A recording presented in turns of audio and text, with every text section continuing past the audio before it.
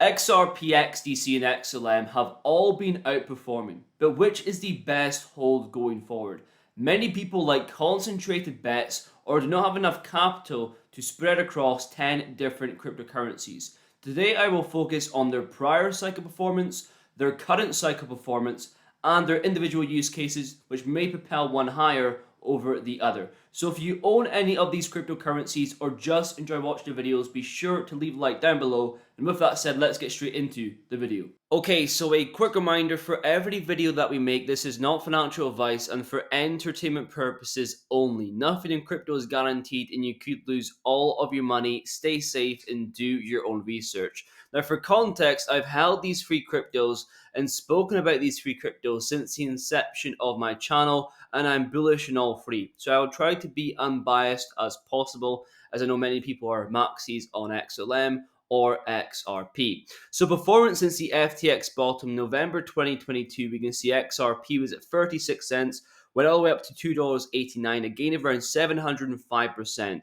XLM is up 460%, and XDC up 270%. All three cryptos up several hundreds of percent. Compared to a market where altcoins have primarily performed like this and where Bitcoin dominance since the FTX bottom has been up only. They have outperformed the broader market. And XRP is currently leading, mainly due to it being a major, right? The large caps moves first and it moves down the list, also due to the case resolving and the ETF momentum, whereas lower cap cryptos like XDC are still in that accumulation range and haven't broken out completely just yet. And what's quite interesting, when you compare this to the prior cycle, it's the complete opposite.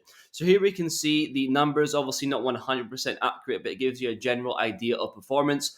XRP last cycle went up 1,300%, XLM went up 2,300%, and XDC rose 27,000. So if this cycle is going to be anything like the prior, these coins have a long way to go. A lot of people are also not aware that XLM outperformed XRP in the prior cycle. Even though XRP has more media attention, more holders, more of an exciting use case, XLM quietly outperformed. Will the same happen again? It could, right? In the past week alone, XLM has done a 2x, slightly outperforming XRP. Many people were shocked, even XRP holders. That's why it's important, even though these cryptos follow price, to be diversified into other cryptocurrencies. So going off these first 2 points here, signals to me that XLM and XDC are lagging and undervalued right now. Right, so as Bitcoin dominance breaks down, we could see XLM slightly outperform, or XDC have a breakout as Bitcoin dominance breaks down. You see the move from majors, mid caps to low caps. Maybe not a 27,000% performance, but still a decent performance at that. Moving on to the next point, we have institutional inflows. Okay, so with XRP, we have the upcoming ETFs. As we discussed in the prior video, many people do not believe that the ETF is going to do anything significant. It's going to garner large inflows. Why? Well, Bitcoin and Ethereum are available in the open market, available to anyone and everyone. But when the ETFs arrived, we've seen billions in terms of inflows. Why is this? Because wealth managers, family offices want access through traditional brokerages, no wallets, exchanges, all of that jazz. They just want to click and own, and ETFs can provide that. Also, Ripple's expanding to tokenization, real world asset markets, acquiring medical, hidden road, becoming that one-stop shop for institutions, and XRP is at the core of it all. And with legal clarity coming up and the case being over, it's set up perfectly. Moving on to XLM, the partnership with MoneyGram, that crypto to cash infrastructure, cemented itself as that bridge. You have USDC running on Stellar, Visa using it for cross-border payments, delivering aid. It's more peer-to-peer remittance payments. It's not as exciting as XRP, but it's still a large market and it's still going to see massive inflows and use cases in terms of DeFi and tokenization. And now on to XDC, part of the TFD initiative alongside banks, institutions, trying to digitize trade finance, and they're doing a great job of it. Partnered with Trade Tech, recognized by the IMDA, and mentioned in World Trade Organization white papers. XDC are really one of the only projects focused on trade finance, a narrative and sector that's not really known by the public or retail. And that's what I like about them, right? They're not chasing the next narrative, the next hype cycle every single other year. They are primarily focused on trade finance. And over the long term, I do believe they will probably see one of the highest institutional inflows.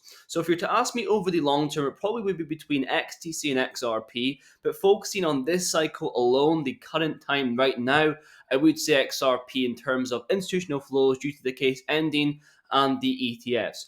So for the first 2 points, which are mainly 1 point, I would say it's more towards XLM and XDC being the pick. But for the third point, institutional inflows, is XRP.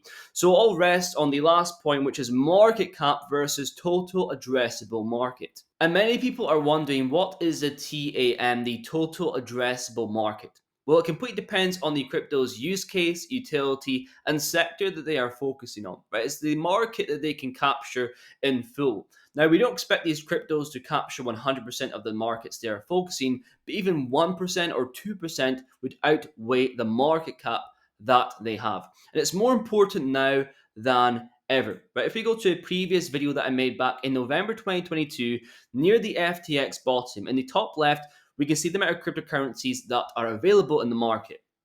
The exact number was 21,769. Compare that to today. There's 18.5 million cryptos and more cryptos being created in a single day than the amount of cryptos available in 2022. So back in 2021, a low cap cryptocurrency would have been high on the list of requirements. Now it's something that is seen as very common, right? The new focus is quality.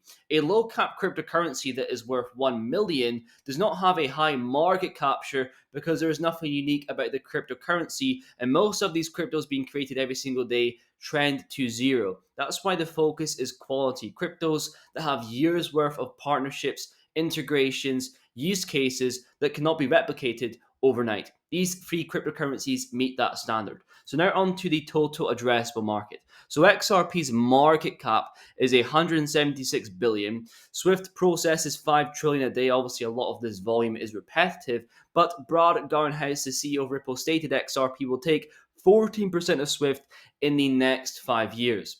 We can also see CBDCs, tokenized RWAs, and billions already being processed through the ODL. So definitely the highest theoretically out of the three. Moving on to XLM, a $14.5 billion market cap, retail remittances $600 billion plus a year. So it's more humanitarian, retail focused and facing, but it's still high in comparison to the market cap.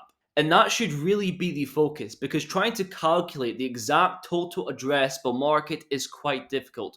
Think of it in terms of low billions to high billions, slightly higher billions to the trillions. Now moving on to XDC, the biggest gap that I've seen. So a market cap of 1.1 billion and the trade finance market being around 19 trillion, right? A under digitized, not retail facing market that is about to be digitized by XDC. You could probably shorten it down to the trade finance gap, which is estimated to be around 2 to 3 trillion, but still a massive gap from a $1.1 billion market cap. So in terms of total addressable market, it's between XDC and XRP. If I had to give an analogy to my thought process, XRP is a big ship fishing in the ocean, whereas XDC is one of the only boats fishing in a massive lake. So to conclude this video and give a final verdict, if I had to do a split, which has always been my split since the beginning of the channel in these decision videos, 50% XRP, 30% XLM, and 20% XDC.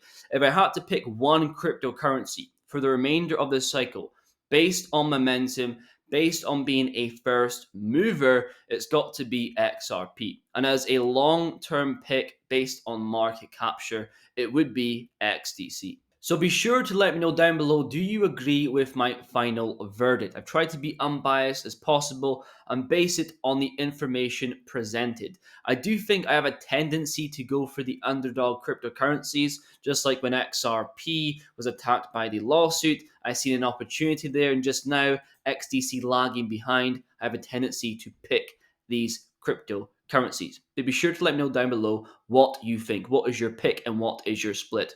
Also, if you're interested in my portfolio, what I hold in my private stack, be sure to check out the private portfolio series under the membership section. Now, in the past 3 episodes, it's been quite tame. Right? We buy a few cryptos here, we sell a few cryptos there, but the percentage differences have not changed at all. But in the recent episode, the second cryptocurrency I have in my portfolio has changed with the third cryptocurrency. The first time it's happened in the whole series, and it includes cryptos that we speak about in today's video. Go and check that out. But if you made it far in the video, thank you very much for watching, and I will see you guys in the next one.